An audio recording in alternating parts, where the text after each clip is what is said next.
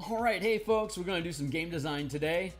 We're building the martial power system as a mana source system for martial characters in the 5e24 game engine. Give me a second here while I check in on my signal to make sure that we're up and running. I'll do some quick social media posts and then we'll get to work. So normally you would see like a countdown menu here, like 3 minutes until the show starts. You see that because we don't get our link to the YouTube stream until it actually goes live.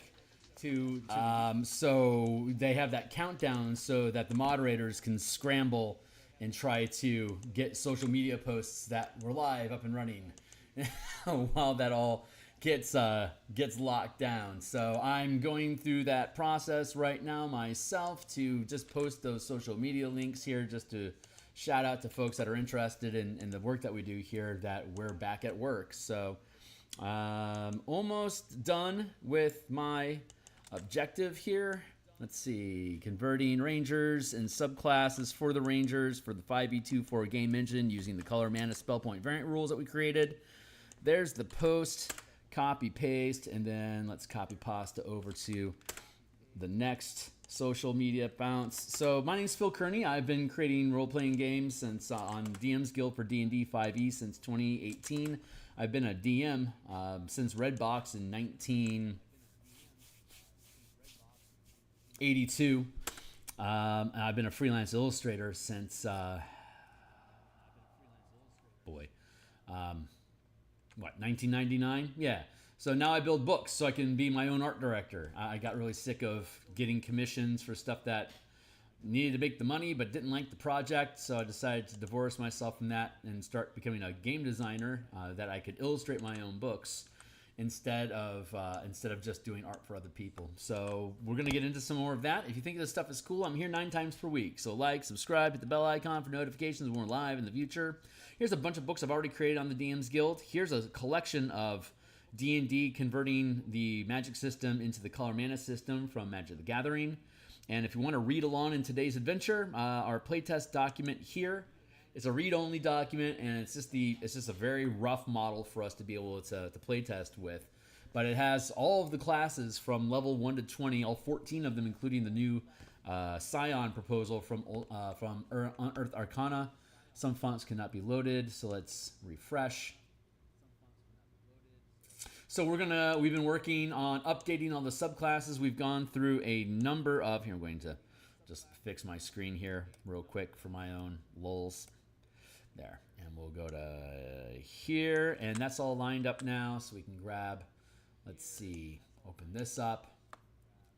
And, okay, so here's a list of different powers. There's 172 powers in this system. It's a half-casting system. That's a combination of sustained powers, strikes, reactions, maneuvers, exploits, sustained strikes, maneuvers, reactions, exploits, and then like combat masteries or weapon masteries or like cantrip type effects, as is like the type of damage that you can deal.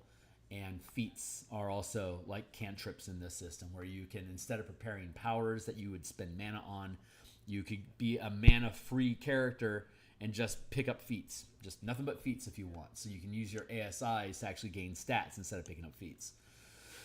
Go figure. So here's all list of stats here. Here's the front end of the document looking at the half-casting scaffold with the power die that all martials get. This applies to barbarians, fighters, monks, and rogues as martial characters. The paladin, ranger, and artificer get to use these powers. They can choose powers instead of spells, so they can really gish. And the warlock can can use invocations to acquire powers as well. So a warlock can go into definitely into a gish build.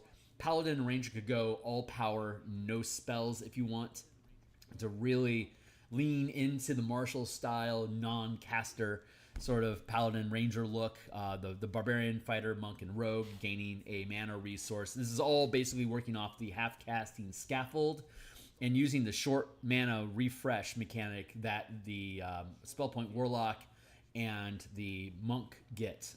1 to 20 from level 1 to 20.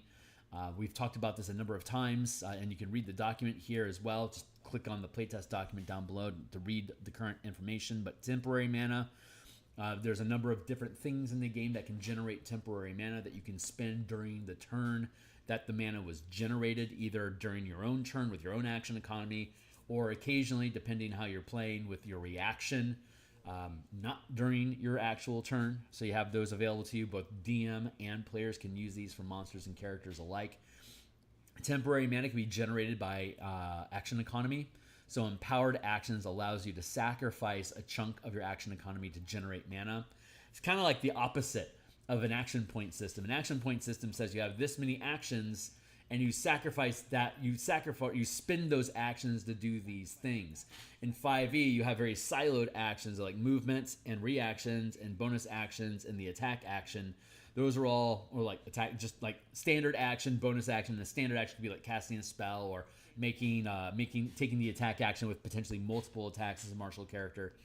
So it has all this siloed action economy that you get each turn, and whether you use that action or not, like if I don't want to move, then I don't use my movement. If I don't want to use a bonus action, then I just don't use the bonus action. It's not like you get more actions if you decide not to use your bonus action. You're sacrificing it. So in a reverse direction, you can sacrifice those actions, or those action options during your turn and as a reaction and off your turn, to then use that to create mana. Like a reaction's worth 1 point of mana.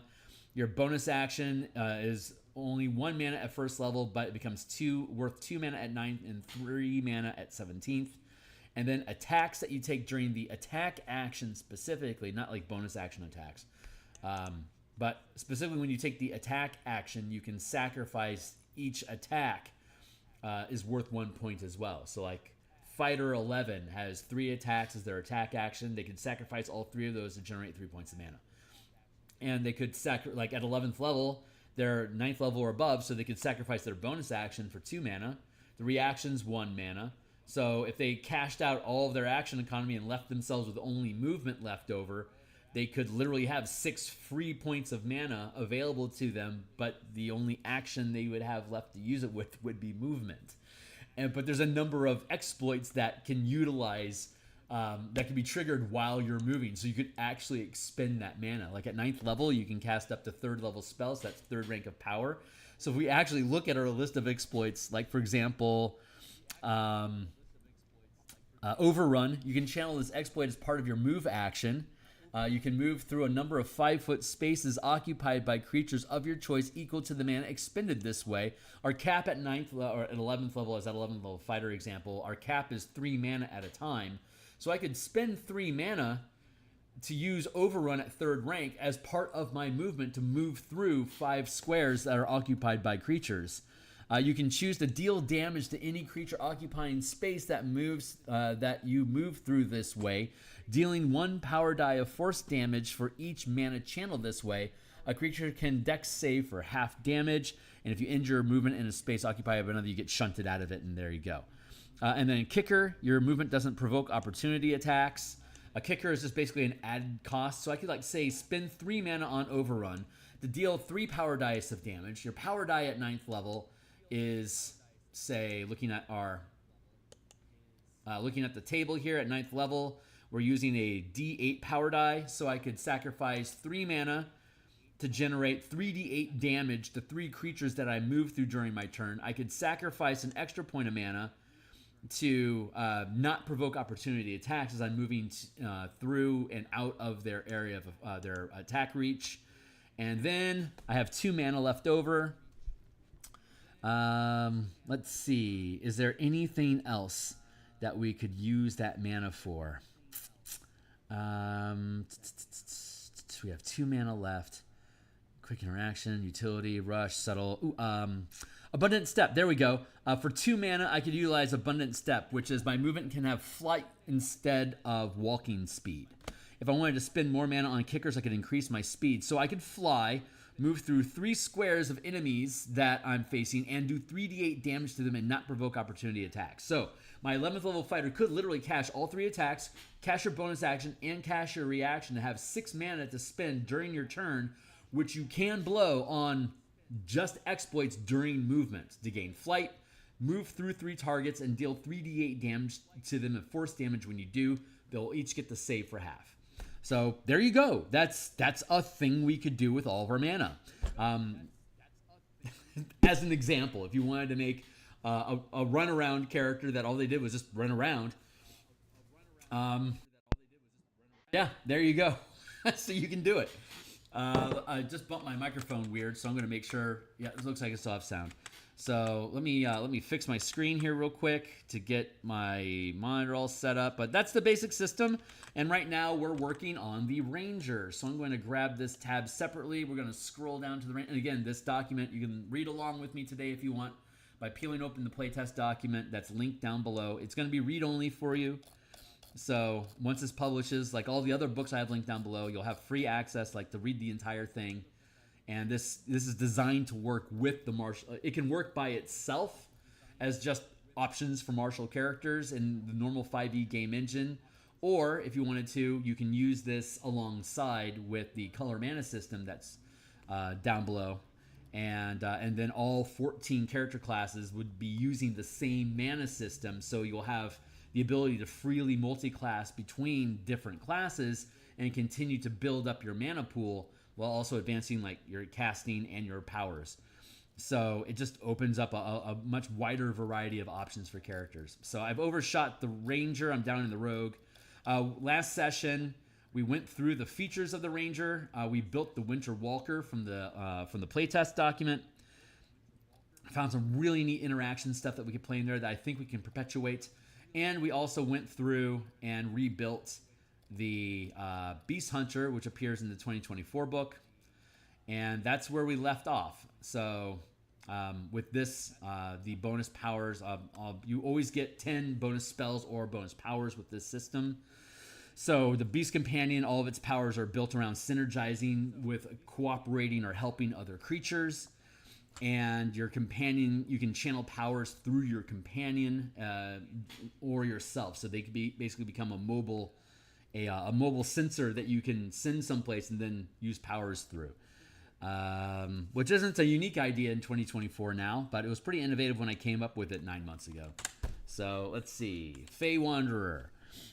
Bonus powers. So we should have the full kit for Fey Wanderer built out, but in case there's anything missing, we have it opened right here, Fey Wanderer. Right now, we've gone through a number of revisions on how powers work, how they're organized, their cost. We got rid of some and added some others. So one of the things we need to do is go through our list of powers just to make sure they're all valid. We know that Charm Person, Misty Step, Summon Fey, Divinity Door, and Mislead are still spells, 1 to 5. That's still valid. So let's now go instead into the bonus powers that we get. We have Psionic Strike. Let's scroll down and make sure that's still valid. Yep, Psionic Strike. The weapon can deal force damage or psychic damage and increase. So when you hit with a dagger, instead of dealing like piercing damage, you could choose either force or psychic damage. And you increase the damage by 1 power die per mana channeled. And again, the power die we have like at 3rd level is a D6. It'll become a D8 at 9th, and it'll become a D10 at 17th. And the Ranger specifically, when you're attacking your marked prey, you use a D12 instead of a D10. So it rewards you for using your Mark of Prey feature, which if you look at the previous episode 8, we did a deep dive into all the class features of 2024 Ranger that were modified to remove Hunter's Mark from the equation and instead build a class feature that scales at level 1, 5, 9, 13, 17, and 20. So there's 6 progressions for the Mark of Prey that replaces Hunter's Mark, Favored Foe, and all that other shit.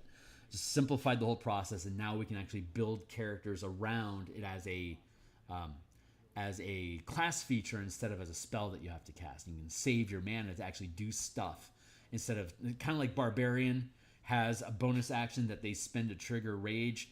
Similarly, we have a bonus action that we can spend to mark prey as mark a creature as your prey. And then you get all these bonuses against that target, and you can switch targets with it as bonus actions each round.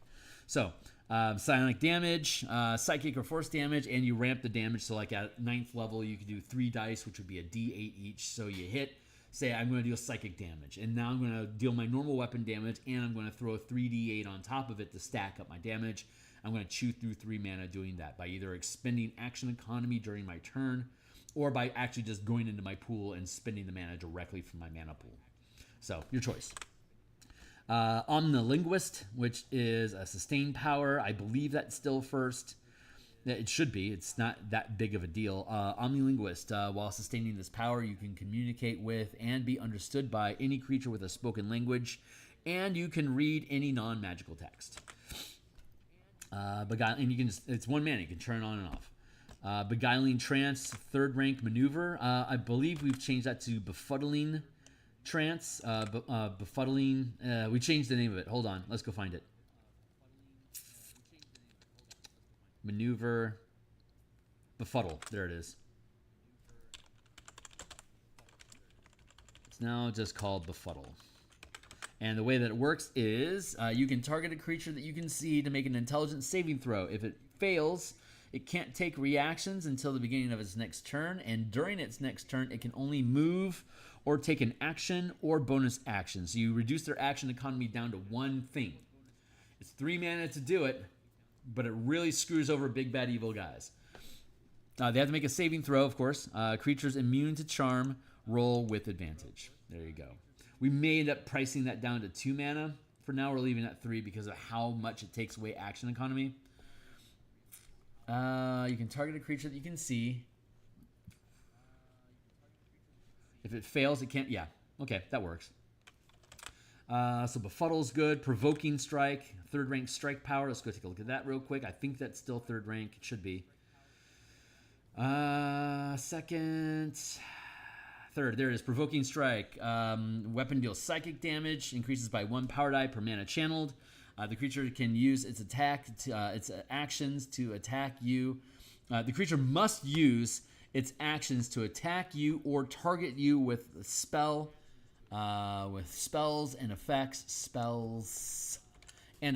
until it can no longer see you or you are incapacitated. The creature can attempt to, when I say it can see you, I don't mean you can close your eyes and you're free of it. It should be like line of effect, but we need to figure out better language for that. The creature can attempt to end this effect by succeeding in an intelligence saving throw at the end of each of its turns. The creature that are immune to charm save with advantage. The creature can end this effect. There we go. So it's automatically going to trigger the first round, and it's going to screw over your action. It's going to screw up your actions for 1 round. And by the end of their round, they can attempt to break free with it with intelligence. And if it's like a legendary monster, it'll be able to end the effect with a legendary resistance. But it's committed to only attacking whoever provoked it this turn. And you can spam that at them and just completely loop them into it. I'm going to change my sitting here just to get myself a little bit more comfortable.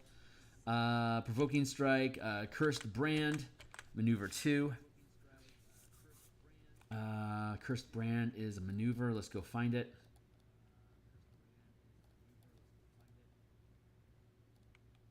Cursed Brand. You curse a creature that you can see to make saving throws against you with disadvantage. The effect ends early when the creature succeeds a save against you. So as long as if you keep hitting them with saving throw effects and they keep failing them with disadvantage, the effect stays active. Generally, powers last for 1 minute unless it says otherwise. So this will last for a full minute for 2 mana, unless they can succeed a saving throw against you before then. But if you don't tag them with saving throws, you don't have to worry about it. But this works against anything like topple, grapple, push, and any spell effect like that befuddle. Like for instance, you could tag them with befuddle, and then you could tag them with Cursed Brand. And then befuddle, and their saving throw at the end of the round to get out of being befuddled or provoked is going to be at disadvantage. So it'll cost you a lot to do that, effectively like 4 or 5 mana. But it synergizes really well. As long as they keep failing your befuddle check, not only does the brand last, but they remain befuddled or they remain provoked. So good stuff. So that's the powers that you get. So Rangers in the player's handbook, Rangers either get 10 spells, 5 spells, or no spells. If they get 10 spells, they get 0 free powers. If they get no spells, they get 10 bonus powers. if they get 5 spells, they get 5 bonus powers. So all subclasses in the game get 10 of something, depending on whether they're depending on whether the spellcasters, channelers, or both. Like the sorcerer doesn't get like the wild magic sorcerer doesn't actually get any bonus spells, but you get 10. You get to choose 10 free meta magics out of like 23 of them. You get to pick 10 of them over the course of your character.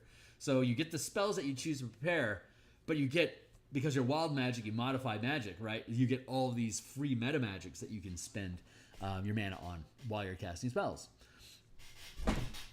Let's see. So now we're going to go into the class features and see if they still jive. Dreadful Strikes. Whenever you deal damage with a weapon you're proficient with, you can choose to deal psychic damage. Okay, so I don't like this anymore, but let's look at Otherworldly Glamour. When you make a charisma check to gain a bonus, you gain a bonus equal to the max rank of power gained as a ranger. When you make a charisma check, you gain a bonus, right, equal to the max rank of power gained as a ranger. So if you are 17th level ranger, it's a +5 bonus to your charisma checks. In addition, you gain the skilled feat, gaining proficiency in deception, performance, and persuasion. If you have any of those already, you can choose a different skill, tool, or language. We're using the skilled feat specifically just to set up a precedence that we can have a recurring, like there's a recurring theme amongst various martials that they gain the skilled feat, but this is how you'll use the skilled feat. Like skilled feat can give you skill, it can give you proficiency in a skill, a language, or a tool. And if we have something here, like it says specifically that you're going to use that skilled feat for deception, performance, and persuasion. So instead of just arbitrarily saying you get proficiency with deception, performance, and persuasion, it's like we have a feat that structures around that. And because you can gain feats as powers, this folds into that scaffold much more easily. Though you cannot get the skilled feat as a prepared power, because that's otherwise you would just spend 2 or 3 powers and have all the feats in the game. It gets a little broken. So okay, great. And in addition, you get, yeah, right. Okay, we had that. So here's Dreadful Strikes, which is whenever you deal damage with a weapon you're proficient with, you can choose to deal psychic damage. But we made a really interesting discover with the Winter Walker. So looking at the Winter Walker again, real quick, just for reference, Winter Walker has the Hunter's Rhyme, right? Oh no, the Frigid Explorer. Polar Strikes. When you hit a creature with a weapon, you can deal an extra D4 cold damage to the target, which you can take this extra damage only once per turn. The extra damage ignores resistance to cold. When you reach rangers of level 11, the damage increases to an abysmal D6. But if we look at our strike powers, there's a strike power called Freezing Strike, which is when you spend mana, your weapon can deal cold damage, increases by 1 power die per mana, and the creature's movement is reduced by half, rounded down to an increase to an increment of 5, minimum 0, until the end of their next turn. And so if we're looking at Winter Walker, you gain Freezing Strike as a bonus power.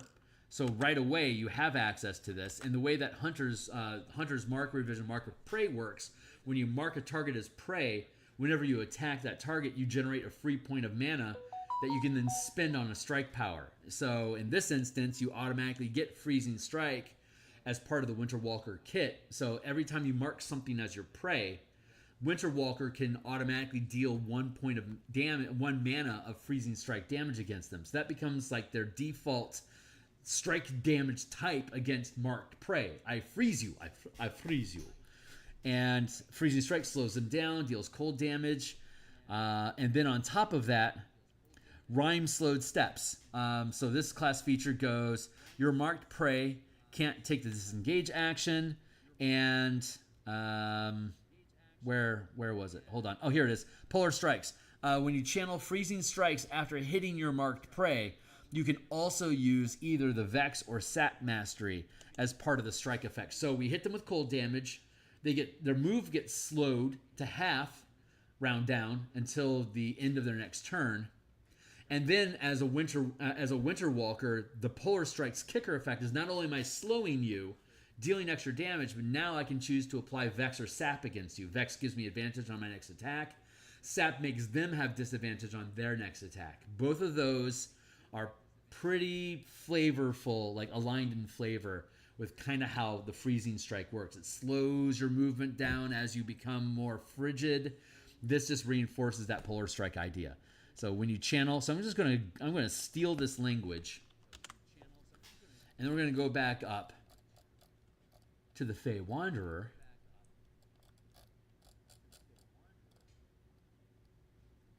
Dreadful Strikes. So this would deal psychic damage, but we already get Psionic Strike, which deals psychic damage. So when you channel Psionic Strike,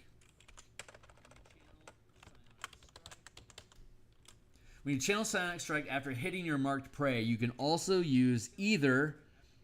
It could be the Vex of Sap Mastery, but let's go look at masteries and see what would make most sense with a Fey Trickster magic. Is basically what the Fey Wanderer is, right? It's Fey Trixiness.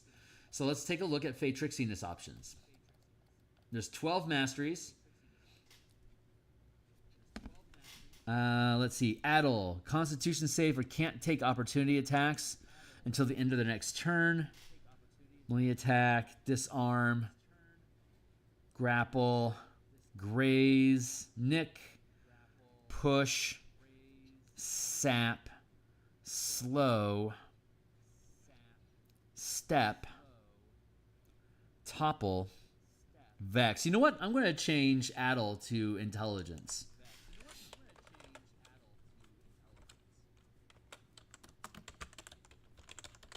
An intelligence save, or cannot make opportunity attacks until the end of their next turn. I like that. So it would be either addle or... You know what? Vex still makes sense. We'll go with addle or vex. Vex or addle, yeah. Either the addle or vex mastery. So you don't have to be proficient with it. You just use it. Dreadful Strikes, automatically when you use Psionic Strike, you deal psionic damage, psychic damage, or force damage. And now, with the Fey Wanderer, when you do that, you can also use addle or vex. Normally, if you use a strike power, you can't use a weapon mastery. Or if you're using a weapon mastery, you can't use a strike power, because masteries are effectively cantrips versus casting a spell. And you can't slot the same action economy to do two things at the same time. 5e. So that's how that works. Otherworldly Glamour we looked at, and I still like it. Beguiling Twist. You have advantage on saving throws to avoid or end the charmed and frightened condition. In addition, whenever you or a creature you can see within 120 feet of you saves to avoid or end the charmed or frightened condition, you can use a reaction to target another creature that you can see within 120 feet to make a wisdom saving throw against your channeling DC. If the target fails, it's charmed or frightened for 1 minute. It can make another saving throw at the end of its turn. Turns to end the effect. So, in addition, whenever you or a creature you can see within 120 feet of you saves to avoid or end charmed or frightened, you can use a reaction to target another creature that you can see. So you can basically just push charmed and frightened effects off of somebody onto somebody else if they can resist it. That's awesome, because if there's a lot of powers in here that you can use as actions or bonus actions to trigger people to become charmed or frightened. And this would then allow you, if they resist it, to just use a reaction to push it off to somebody else instead. I like that. That's really great. Let's see, Omnilinguist, Befuddle, Provoking Strike, Cursed Brand. Okay, cool. Let's see, Beguiling Twist. We just looked at that. Fey Reinforcements. Instead of casting Summon Fey as a 3rd level spell, you can now channel it as a 3rd rank sustained power. And that basically means you can keep your companion with you all day. Summon Fey would normally require concentration anyway, and as a ranger, you can use both power and cast spells. So if you're at at 9th and at 11th level, your max spell level is 3, which means you can have up to 3rd rank powers. You can only sustain up to 3 mana for concentration on a spell or to sustain powers. So it's kind of 6 or half dozen. You can take that concentration spell and instead make that Summon Fey a permanent companion with you.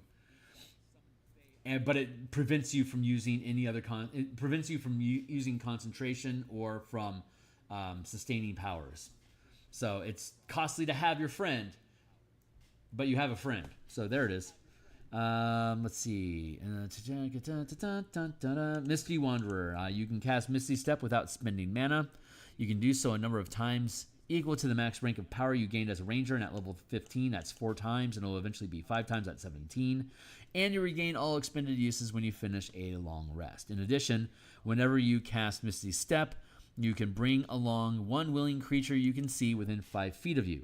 That creature teleports to an unoccupied space of your choice within 5 feet of your destination space.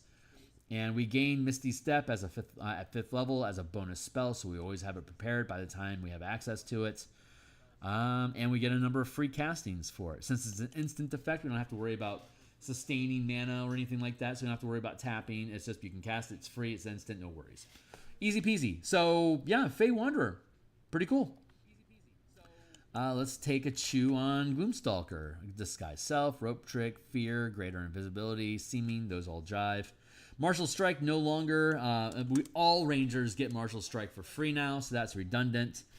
Alert Feet at 5 is fine. Subtle Channeling. That is that a sustained power now? Is that true? First rank sustained power? Hold on.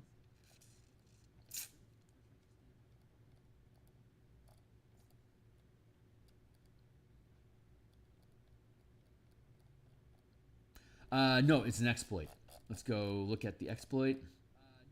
Subtle Channeling. When you channel a maneuver, when you channel a power, there's no visual evidence that you are the source. Normally, because there's no semantic, verbal, or material components needed to channel powers, there's always some sort of a visual talent. Since we're we're leaning into color magic for our magic paradigm in the 5e game engine, that it's going to be the color of whatever your character is associated with. So subtle channeling, that works. Curse of the Clouded Mind. That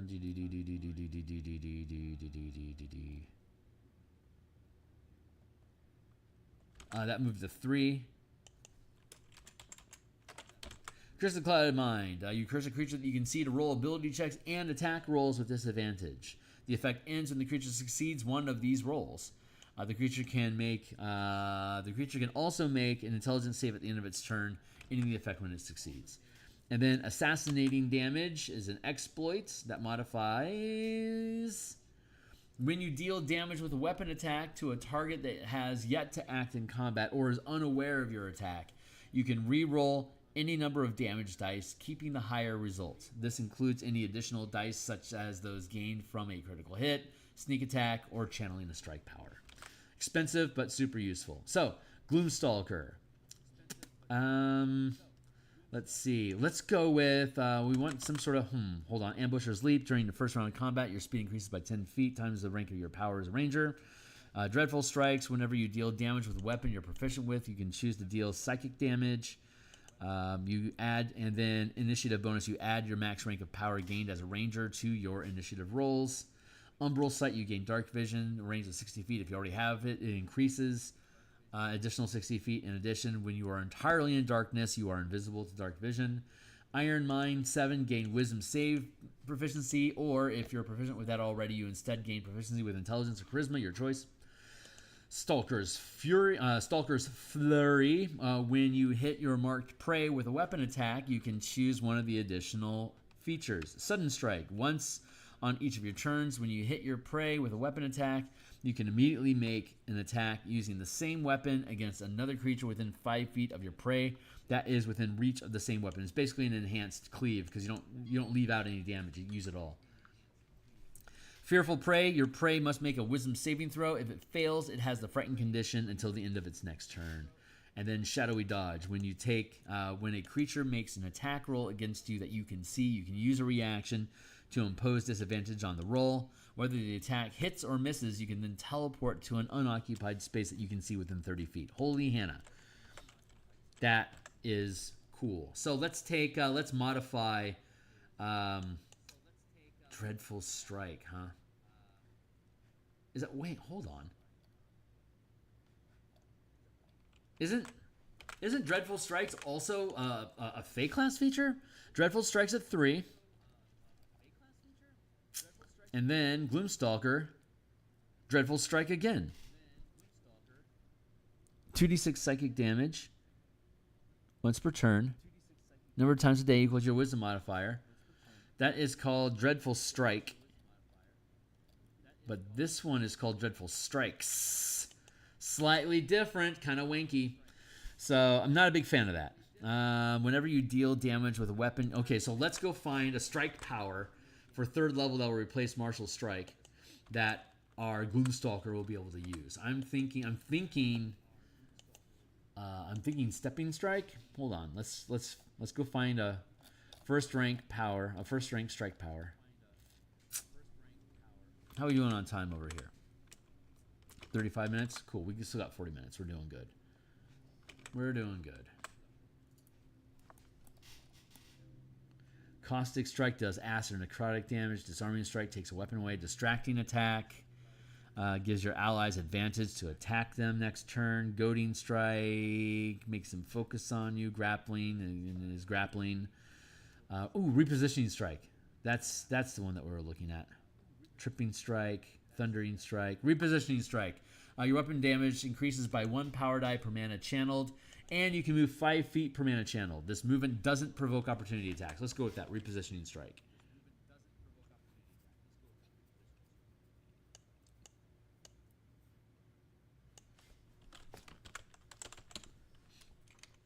Let's change the name to Mobile Strikes. Whenever you damage your mark of prey,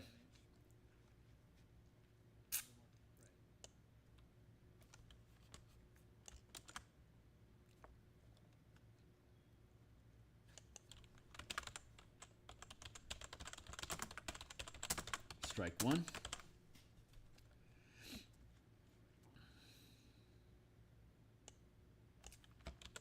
Whenever you channel Repositioning Strike,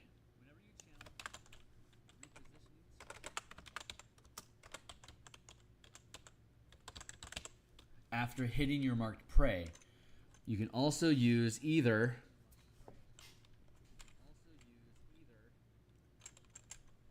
the slow or step mastery as part of the strike effect.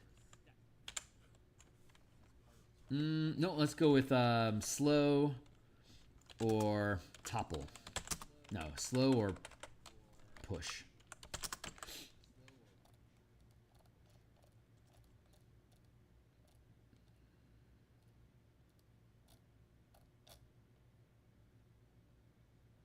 Push, target you hit on one size larger than you or smaller is moved up to 10 feet straight away from you. Slow. Hit damage creature speed, target speed by 10 feet until the start of next turn. Does not stack with other effects. Topple, target you hit makes a strength or dex save or gains the prone condition. Step, when you hit a target, you can move 5 feet without provoking opportunity attacks. The Repositioning Strike automatically does 5 feet per mana channeled. Yeah, step. I like that. Slower step. Let's do that. Slower step. That's just basically an extra 5 feet that you get on top of the Repositioning Strike that you would already get. So I like that. That makes a lot of sense. Cool. And again, we're reinforcing at 3rd level, you're getting a strike power that's going to lean into your mark of prey. And that's the Gloomstalker. I mean, cheers. Okay.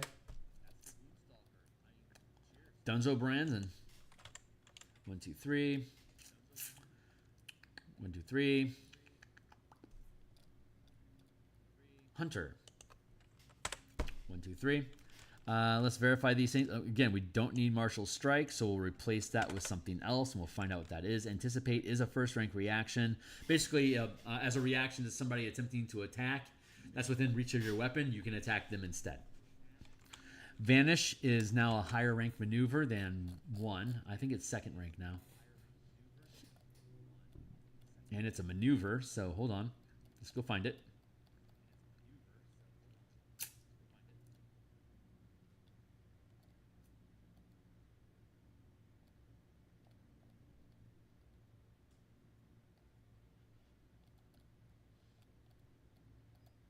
Oh wait, no, vanish is it's not a maneuver, it's an exploit now.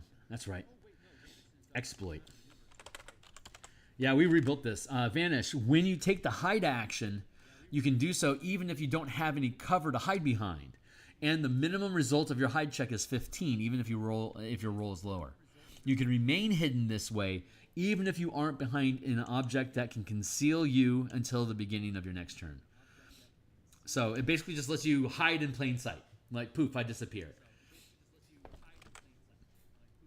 That synergizes with like rogue effects that like while you're hidden, you get to do X, Y, or Z. That really works well with rogue. Vanish 1, that's great. Rogue stance basically gives you bonus action, dash, dodge, disengage, moving target, reaction 2. When somebody moves inside of your reach, you can attack them even if they're using the disengage action. Saving Grace, second 2 mana reaction, which is when you make a save, you can re-roll it, including any power dice that you spend to improve the save. Redirect as a reaction. I think redirect is still a second rank reaction. Hold on. Redirect. Yeah, as a reaction to when a creature within reach of your melee weapon that you can see hits you or another creature with an attack, you can redirect the attack from hitting the intended target to instead target another creature you can see within reach of the melee attack using the same attack roll. That's really useful. Roll with the hit. As a reaction to taking damage from an attack, you reduce the damage by half, which is basically uncanny dodge. Frenzied attack, you get an extra attack, and all attacks are at advantage. Double strike, I think double strike is still a maneuver, right? Hold on. We're really looking at potentially increasing double strike to be 9th level instead of 5th. When you can make 2 weapon attacks against the same or different targets. These attacks can't be sacrificed to generate mana. So you can use maneuvers as an action or as a bonus action, as a magic action or a bonus action. And you can use them twice in the same round if you really want to.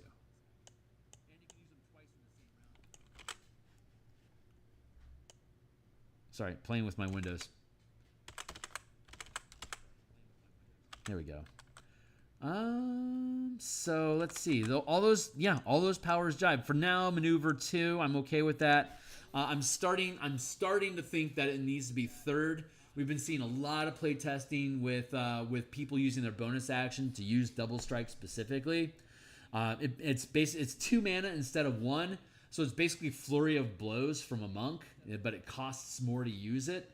But flurry of blows coming in at 2nd level for a monk, I was thinking that 5th would be good enough, but I'm really starting to call into question that maybe it needs to be 3 mana and click in at 9th level. You can if you take a power twice, you can reduce the cost by 1. So if currently we see double strike being taken at 5th level and then being purchased twice.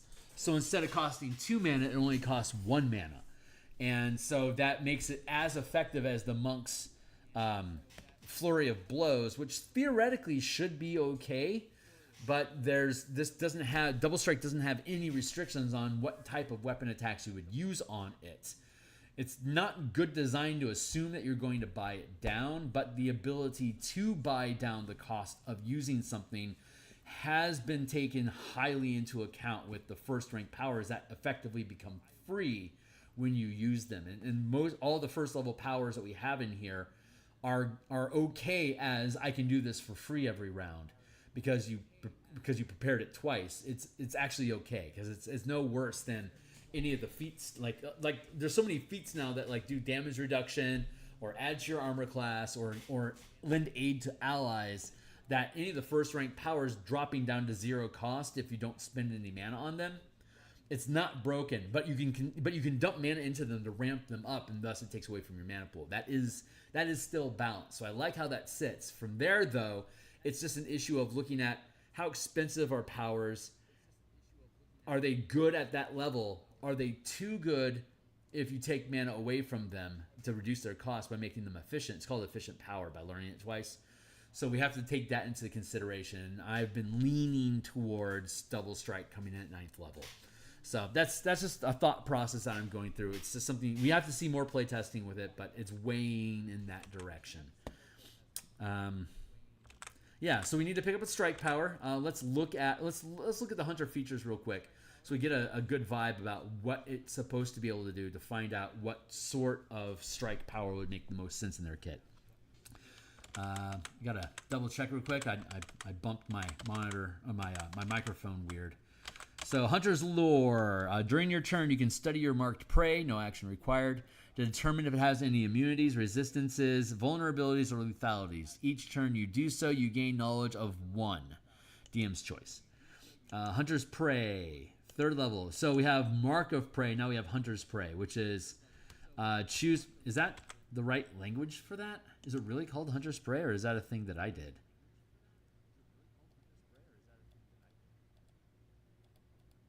Now I'm curious. Isn't... Oh, it's Hunter's Mark. Thank you. Mark of Prey, Hunter's Prey. There we go. Choose one of the following feature options. You can choose a different feature when you finish a short or long rest, and you can include these options among your prepared powers. You can prepare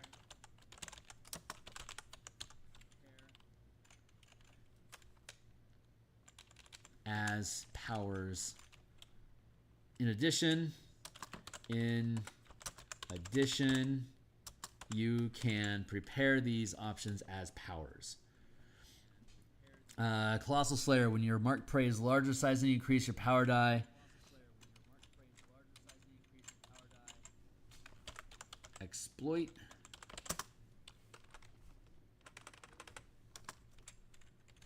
In addition, you can prepare these options as meta powers, meaning that they don't actually cost any mana. Feats, weapon masteries, and damage types don't require spending mana to use. So they're meta powers, kind of like meta magic, but they don't actually cost anything. Colossal Slayer, when a marked prey is a larger size than you, increase the power die by 1 size up to a D12. Horde Breaker, during your turn, when you hit your marked prey with an attack, you can deal a power die of damage to a second target within 5 feet of the first as part of the same attack. 7th level Defensive Strike. Choose one of the power following feature options. You can choose a different feature when you finish a short or long rest. You can include these options. You can, in addition, you can prepare these options as meta powers. That's the proper language. You can replace this choice with a different feature when you finish a short or long rest. There we go. That's the right language. Now we can paste that. So level 3, you get 2 options. One you get for free. The other one you can prepare if you wanted to. Level 7, choose one of the following features. You can replace this choice with a different feature.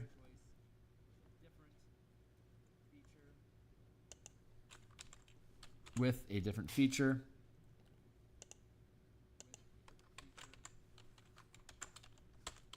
Text. Thank you. Escape the Horde.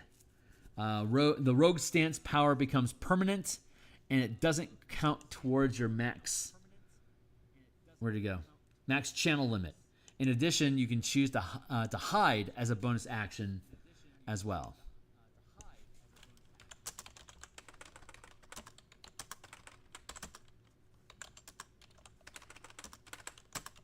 So we get rogue stance at 5th level.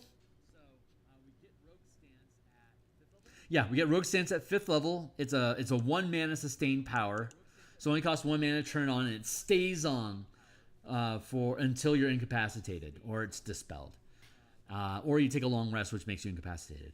But this, if you take this, it makes it free. So it just becomes something. It's free. Multi-attack defense. When you are hit by an attack, that creature has disadvantage on all other attack rolls against you this turn. 11th level, these options enhance your Hunter's Prey options above. Superior Colossal Slayer. When your marked prey is a larger size than you, deal 1 additional power die of damage. This doesn't count towards your max channel limit.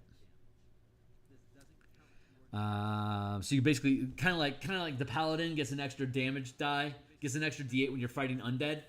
This does an extra power die of damage against your marked target if they are larger size than you. So there are powers here that let you increase your size, and that works against the hunter the hunter subclass option. You want to be smaller as a hunter, so you have more things you can like. This is great for like a halfling or a gnome because they're small. I mean, I guess anything could be small in 5e24, but small stature allows you to use your hunter features against more larger sized creatures. It's definitely to your advantage. Superior Horde Breaker. When you target your marked prey, the second creature you target can be within 30 feet. Whew, wow, nice. And then Superior Hunter's Defense. When you take damage, you can use your reaction to gain resistance against that damage and any other damage of the same type until the end of the current turn. Nice. Okay, that's good stuff. So, having said all of that, Colossal Slayer, Horde Breaker, Escape the Horde, multi-attack defense. We want to pick up, we get martial power, we get martial strike for free. So let's go look at our list of strikes to see what fits in with the hunter at first rank, a first rank strike that matches the rest. I think we have one. Let's go find it. Distracting Strike isn't a bad option. Your weapon deals extra damage equal to the 1 power die per mana expended this way, and the next attack roll against the target has advantage if the attack is made before the start of your next turn. Your weapon, so this deals extra damage and basically uses Vex, but it's any attack, not just yours. I think that's how. Is that how Vex works? Hold on.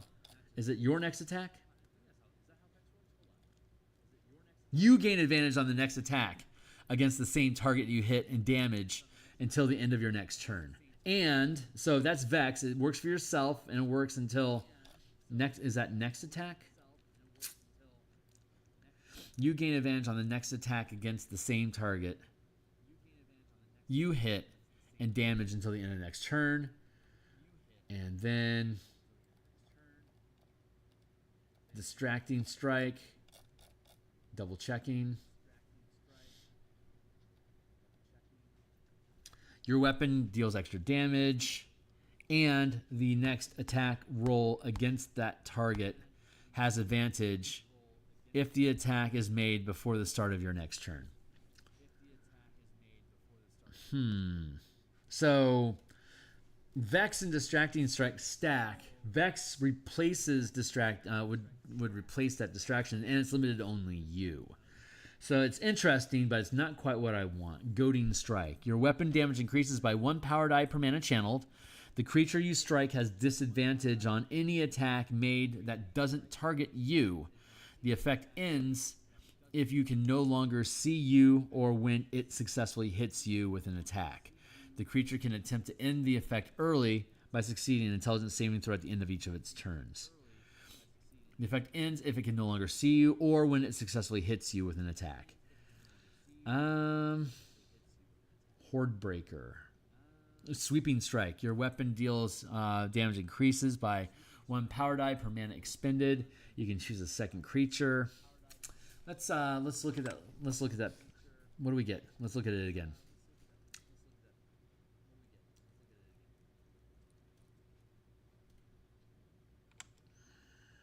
Boy, oh boy, which one feels right? Sweeping Strike or Goading Strike or Distracting Strike? I like Goading Strike. I think that makes sense for the hunter. Fighting giants and stuff. Let's go with Goading Strike. I like that. That gives a disadvantage to attack anyone other than you until it can successfully hit you. I like that. That makes a lot of sense. So cool. We'll go with that. Hunter's good. 3, and now, so Hunter's resolved. Gloomstalker's resolved. Oh my god, was that all of them? Was that all of them? Yeah, that's all of them. Holy shit. Okay, we did it, guys. Yay, we finished all of the graduated classes in the 2024 book. So now we should have time to do one more before I need to cut out of here. My lunch will be over. So let's go to classes, and let's collapse the current book and Tasha's, and instead get back into the Ranger here.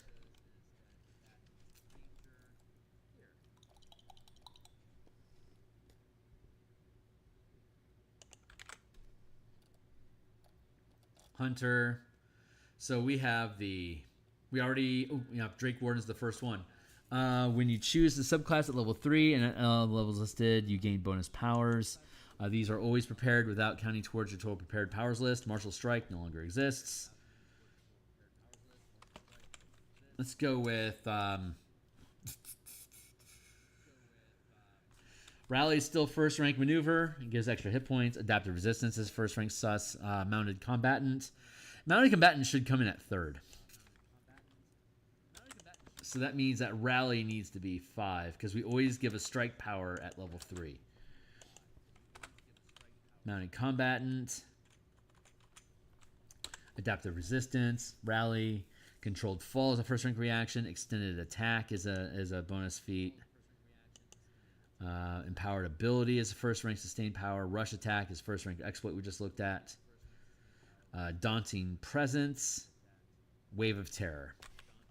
Let's go look at Daunting Presence. Sustained 3.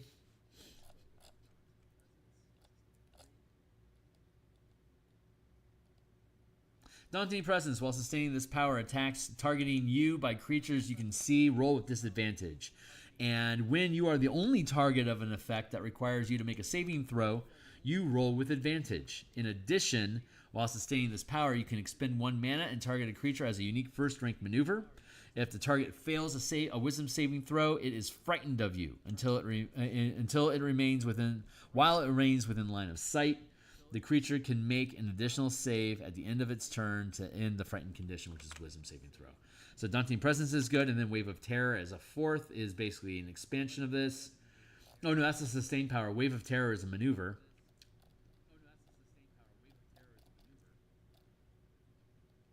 Wave of Terror. You can choose any number of creatures that you can see within 60 feet of you to make a wisdom saving throw. Each creature that fails is frightened of you. The effect ends for the creature when it is no longer in line of sight.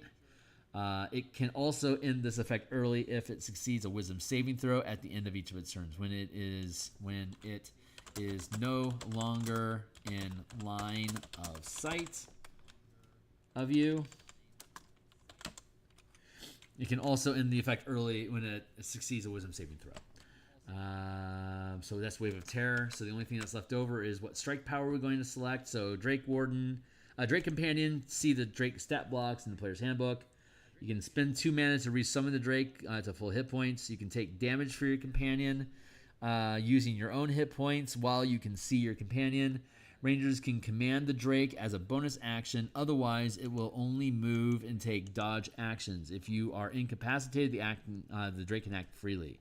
Your Drake can move and act in tandem with the Ranger during their turn together. Ranger and Drake both have reactions each round. In addition, you can target your Drake separately with a sustained power, tapping mana separately for your companion. You can sustain a power for yourself and your pet, combine up to your maximum rank of power. For instance, a 5th level Ranger can expend 2 mana to sustain a first rank power for both yourself and your companion. And then shared power is you can channel strikes through your companion attack, and Drake attacks can benefit from the Mark of Prey. And at 5th level, Ranger can command Drake to attack as a bonus action or as both attacks, or as one or both attacks. Okay, so that's normal, simple language. Draconic Gift. You know what? Hold on. Yeah, let's find a strike power. What's a good first rank strike? Freezing, goading, grappling, martial, psionic, repositioning, shocking, thundering, sweeping, tripping.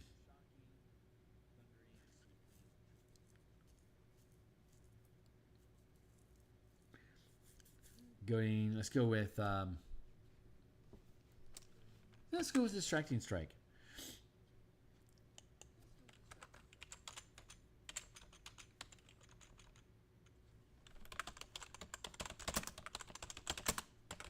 STR1. They're at disadvantage on their attacks.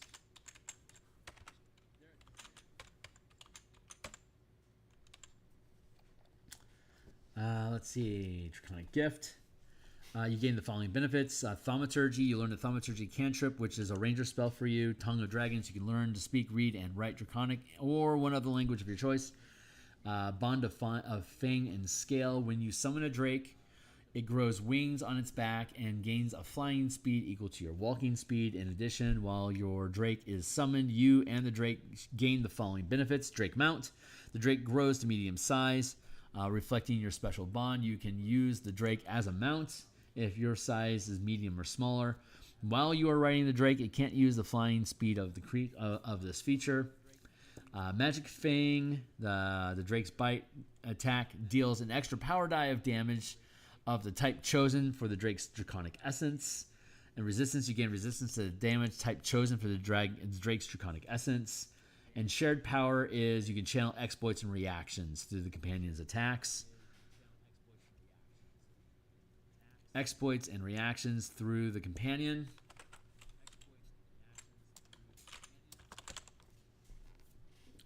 Uh, 11. Drake Breath. As an action, you can exhale a 30-foot cone of damaging breath of cause your Drake to exhale it. Choose acid, cold, fire, lightning, poison. It doesn't have to match your Draconic Essence. Each creature in the cone must make a dexterity saving throw against your spell save DC, taking 8d6 damage on a failed save or half as much damage on a successful one. The damage increases to 10d6 when you reach 15th level as a class. Once you use this feature, you can't do so again until you finish a long rest, unless you expend 3 mana to use it again. And then shared powers are you can channel maneuvers through your companion. The companion or ranger can be the point of origin. 11th level, 68.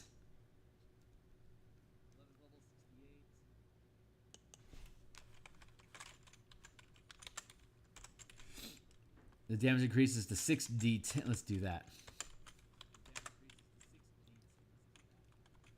17th level. Once you use this feature, you can't do so again until you finish a long rest.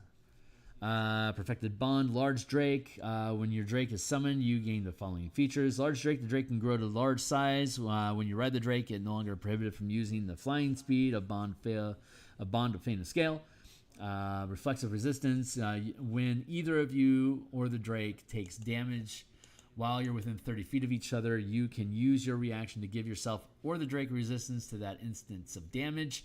You can use this reaction a number of times equal to the max channel limit gained as a ranger, and you regain all expended uses when you finish a long rest. You can expend 2 mana, not 3, 2 mana to regain this feature. And then shared power is when you channel sustained power for yourself, your companion benefits from the effects as well. Okay, that's really straightforward. We just recently did the Hallow Warden, so we know that's going to still jive. You gain a first rank unique sap slow. Oh, that's right, because they had a strike, some sort of strike spell. Sap slow, Cursed Brand, Lethargy, Daunting Presence, Wave of Terror, Spike Growth, Phantom Seed, Hallucinatory Terrain, Awaken. Good. You gain a unique first rank sustained power called Wrath of the Wild that provides the following benefits. So it's a first rank sustained maneuver. You turn it on, it stays on all day. Ancient Armor. You add your max rank of power gained as a ranger to your armor class. That's fantastic. Unnerving Aura. If your prey is within 30 feet of you at the start of its turns and you can see it, it must make a wisdom saving throw. If it fails, it can use either an action or bonus action this turn, but not both.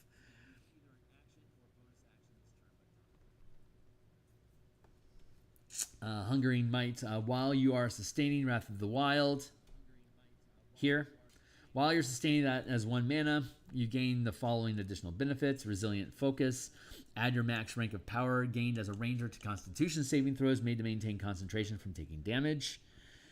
Bloodied Recovery. While you are bloodied, when you hit your prey with a weapon attack roll, you can regain a number of hit points equal to the roll of 1 power die plus your channeling ability modifier plus 1. Rotten Violence. When you're sustaining, again, Wrath of Wild, you gain the following benefits. Eerie Aura. When your prey fails its save against your Unnerving Aura ability, it takes necrotic poison or psychic damage, your choice, equal to your ranger level. This damage cannot be resisted. Holy shit, that's great. Strangling Roots. When you hit your prey with a weapon attack, you can activate the slow or sap mastery in addition to channeling a strike power. And then Ancient Endurance is while sustaining Wrath. If you drop to 0 hit points but don't die outright, you can expend mana up to the max channel limit gained as a ranger, restoring 5 times the amount of mana expended this way. If you drop to 0 hit points but don't die outright, you can expend mana up to the max channel limit, gained as a fighter, gained as a ranger, restoring 5 times the amount of mana expended. Okay, I'm good with that. Timeless. If you would gain 1 or more levels of exhaustion, you can expend an equal amount of mana to remove the condition. In addition, you no longer appear to age, and for every 10 years, you age only 1. If you would gain 1 or more levels of exhaustion, you can expend an equal amount of mana to remove the condition. Whew, wow, that's really good. And that caps off the... I mean, we just recently did Hollow Warden. I didn't expect it to need any revisions, but I just wanted to glance over it real quick to make sure it still jives, and it does. We have Horizon Walker, Monster Slayer, Swarm Keeper, and we just did the Winter Walker yesterday, so we have 3 left. I do not have the time because I am at the end of my lunch shift, so I need to go back to work. So I'm going to take off, but we're going to be back again. What is today? Tuesday? We'll be back Thursday night. We're going to continue with this. We're going to obviously finish the Ranger, and then we're going to get into the Rogue Thursday night. And but we're going to be back tomorrow morning to continue working on the Eberron Bob Ross painting that we're doing for the Carnwood Forest. So if you're interested in my artwork, check that out tomorrow morning. Check out more game design Thursday night. And yeah. I'll see you guys tomorrow morning. Thanks a lot for being here, guys. Like, subscribe, check out my books down below. You can join my Discord server for free if you want to talk about this sort of stuff. You have ideas. The playtest document is linked down below. It's still, obviously, it's still very rough. But we're making sure all the mechanical language that you need to make these things work is accurate and flows smoothly. So there you go. Check it out. Have fun. I will catch you guys on the Marrow. Thanks a lot.